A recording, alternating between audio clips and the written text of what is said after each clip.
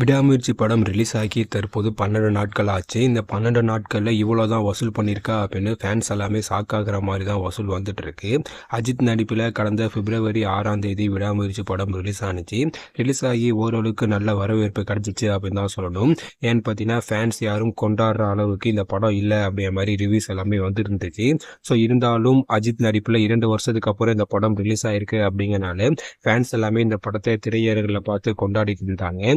So இதையடுத்து தற்போது இந்த படம் ரிலீஸ் ஆகி 12 நாட்கள் ஆச்சு.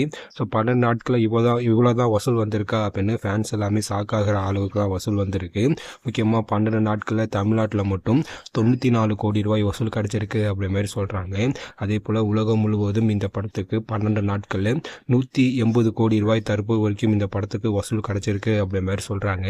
அதே போல் இந்த படத்துடைய மொத்த பட்ஜெட் 300 கோடி. ஸோ இந்த 300 கோடியாவது இந்த படம் வசூல் செய்யுமா இல்லையா அப்படிங்கிறது ஒரு மிகப்பெரிய சந்தேகமாக இருக்குது.